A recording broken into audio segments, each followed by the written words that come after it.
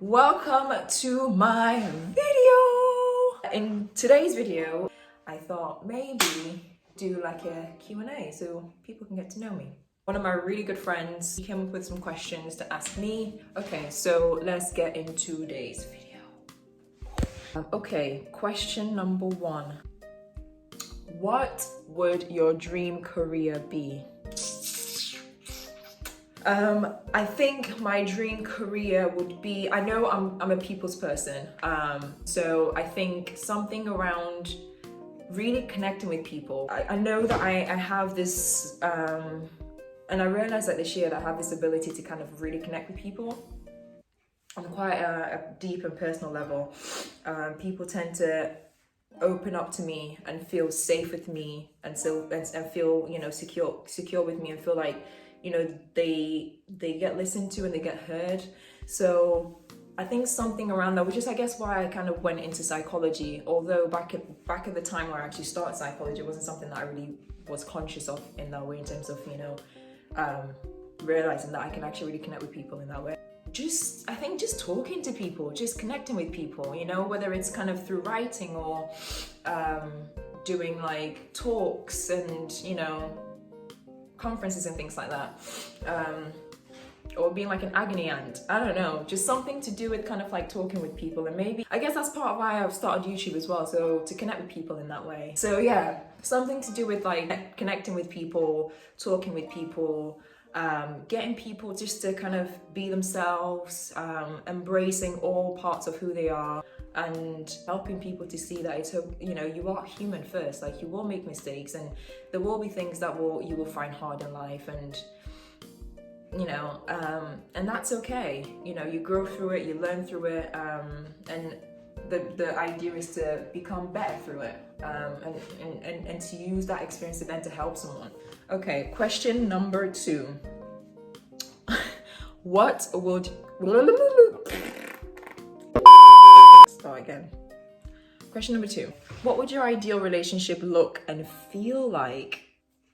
I think my ideal relationship, what I would like for it to look like, is for 2 individuals coming together with a foundation of respect, communication, and also encouragement. Obviously love is, you know, a huge part of it, but love isn't the only thing that can sustain a relationship or allow a relationship to grow and to kind of be fruitful.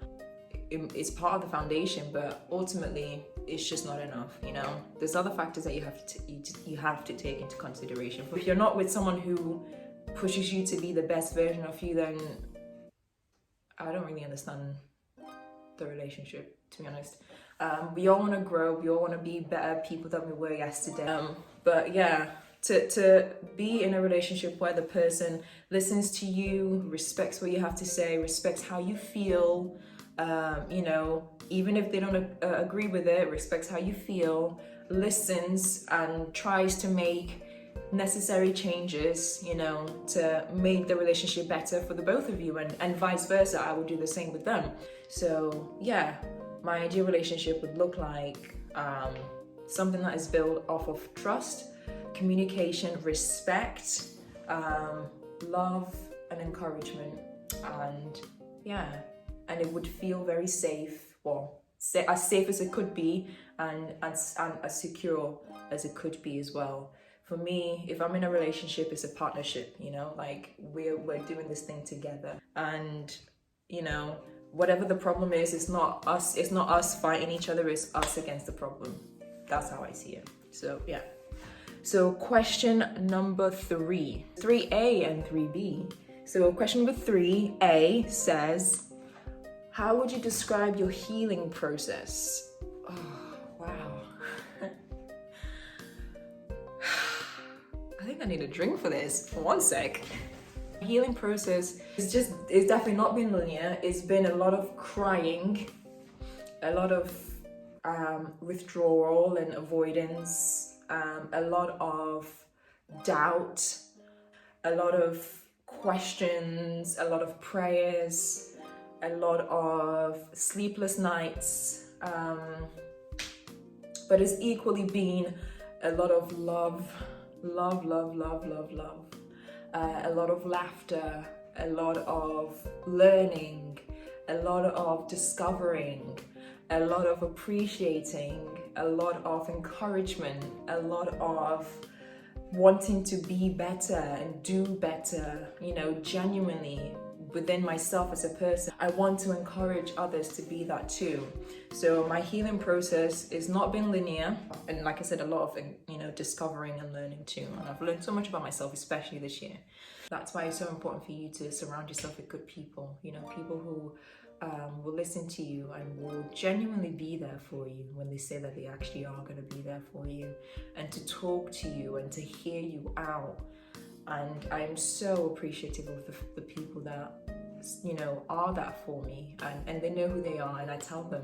So 3B says, for someone who is just beginning their own healing journey, what would you advise, or what tips would you give them that worked for you? Now, first and foremost, allow yourself to be. Just allow yourself to feel whatever it is that you feel, and allow yourself to, you know, think whatever it is that you're thinking. Just don't stop yourself, because when you fight against how you're feeling or fight against what you're thinking, you add more agony than necessary to the battle that you're fighting, or to whatever it is that you're trying to work through, because you're not allowing it just to flow through you. You're trying to stop it before its time has like come to an end. Just allow yourself to be. If you want to cry, cry. There's nothing wrong with crying. If you want to scream, scream. I've had plenty of times where, you know, I've been by myself and I've literally had a meltdown and just cried. When I say cried, cried as if someone's died, you know, like sobbed, grieved almost, you know. And if you're going through that and you're experiencing that, and you're allowed, and then you kind of tell yourself, oh, I have to be tough, like, you know, I can't cry, crying's for the weak. You're just gonna prolong the pain that you're feeling. You're gonna prolong the heavy feeling on your heart. It's not gonna pass through in this natural course as intended. So allow yourself to be. That's the first advice. Second advice is to seek out people who you know will listen, who you trust, and who will give you good advice but also hold you accountable. Those are the 4 things. So seek out someone who will listen, someone who you trust, someone who you know will give you good advice but also hold you accountable. You have to have people around you who hold you accountable and can tell you that, you know, when you stepped out of line, and if whatever you're feeling is because of, you know, a situation that happened or whatever, you stepped out of line, they tell you like, it wasn't cool that you did that, you know, maybe you might want to think about doing this instead next time, or maybe you should think about doing that, whatever. But also, yeah, like I said, finding someone who is willing to listen to you, you know, someone who appreciates the love that you have between each other, to listen to you and to want to hear you out and to want to advise you because they have your best interest at heart. So yeah, that's the second advice. The third advice for me, and it depends on whether you want to take this or not, is to pray. I pray. I pray alone to God, and I pray with my friend. We do Bible studies and stuff together, and I watch a lot of sermons. But yeah, pray. Like, no one in this world can give you what God can give you, you know? And that's the truth. That's the honest truth. Like, that's just how I see it. You know, you pray and you believe and you have faith, and then you give it all to God. And it's not going to be easy. It's not a quick fix. It's not like some magic wand and all is gone away. But at least it gives you some peace of mind in the midst of the storm that you're in. The final one is be open to change, be open to learning, be open to being better. One way or another, you do want to be better. You don't want to be the same person you were when you were 5 years old. You don't want to be the same person you were when you were 10 years old. You don't want to be the same person you were when you're 15 years old. Growth, you know, change is the most constant thing in nature. And so that's what we should all aim for. Next question. 4. If you could travel back in time, what would... Start again. If you could travel back in time, what advice would you give your younger self? Learn to forgive. When I say forgive, genuinely forgive. When I say learn to forgive or forgive, just forgive. And not to say that I haven't, but I think sometimes we say, I've forgiven someone without actually truly realizing that probably maybe we haven't. And so part of us are kind of stuck to that situation still. And also, guard your heart. Those are the two advices I would give to myself. Learn to forgive and guard your heart. Question number 5. If you could collaborate with any artist, who would it be and why? I mean,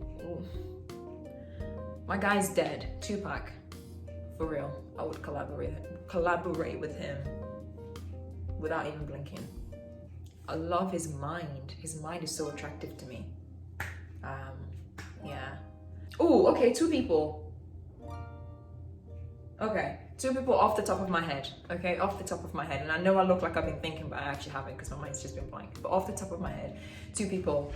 Ludovico Einaudi, the best contemporary classical pianist ever, like hands down. My guy's just killing the game right now. I would collaborate with him if I could remember how to play again, because I used to play the keyboard when I was younger, but I've lost it. But I will try and get back into it. And I'm trying to learn how to play the guitar too, and the harp, and the cello, and a lot of instruments. So Ludovico Einaudi, and then the second guy, Justin Bieber. Weirdly enough, I would collaborate with Justin Bieber because I love his new spiritual journey that he's on. I'm a Christian, and I just love to have a chat with him, really. Pretty much, yeah. Justin, let's make a song together. Number 6, what were the things that stood out to you when you moved from Ghana to Britain? Have those views changed? What do you feel now as a Black woman living here? Okay, so growing up in Ghana, I went to private school. I was in private school and then I left and I came to secondary school in the UK. So I went to private school, it's a Catholic private school. The best time of my life, honestly, like hands down.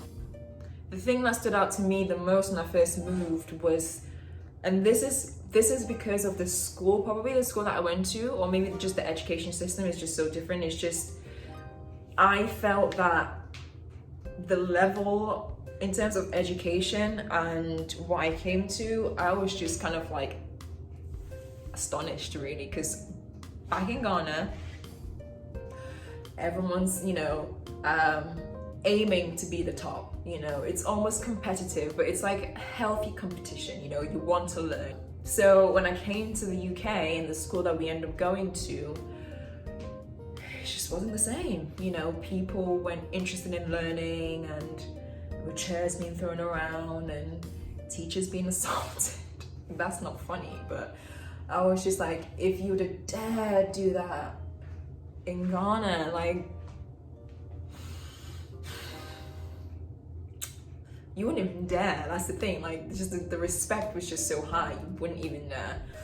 So that was the first thing that stood out to me. Oh, my back. So I think I got sucked into that system. I talk about this in one of the other videos that I did, kind of my experience of growing up in the UK as a Black woman. So that was the first thing that stood out to me. I don't talk. I think also social expectations or the way you carry yourself socially was different too. Basically, I was just different. I was different growing up, and I was young, and I went to secondary school and I learned. That's it. That's all I'm gonna say. Socially, I was different. I had to be different. I was in a new country. Culturally, things were different. People looked different. I was different, So I had to, be different to fit in and to survive and all that kind of stuff. But again, it goes back into the other video. So if you want to watch that, go and watch that. And now, have my views changed? I think now, being an adult, and learning and being aware of more things in society now, I think maybe, funny thing is, like, my idea of I guess, the things that stood out to me have changed. Now I'm more kind of, I see, to me now, there's something that I'm battling with is the racism. Racism is really big for me, and I think it has been for me for a while. It's just now I think I've found my voice, and now I've kind of worked my way up to kind of confidence, and I think I just see things differently now. Funny enough though, when I came here, when I moved to the UK, I never saw myself as a British citizen. It's really weird, you know, and I wrote a poem about that actually. You know, does my passport dictate who I am, or do I dictate who I am, you know, or do people dictate who I am in the sense of their acceptance of me, you know? Because ultimately you go anywhere and you have conversations with people, and people are always going to ask you, where are you from? It always happens, where are you from? And that ultimately signals to me, and I guess to many people who are second generation immigrants or whatever, that you don't belong here, you know? You don't belong here. So I've never really seen myself as a British citizen. I've always seen myself as a Ghanaian living in England who happens to have dual nationality. And maybe that's sad, that's not, I don't know. So those are all the questions that she asked me. I hope you enjoyed this video. Stay safe, stay your ass at home, save lives. Peace out.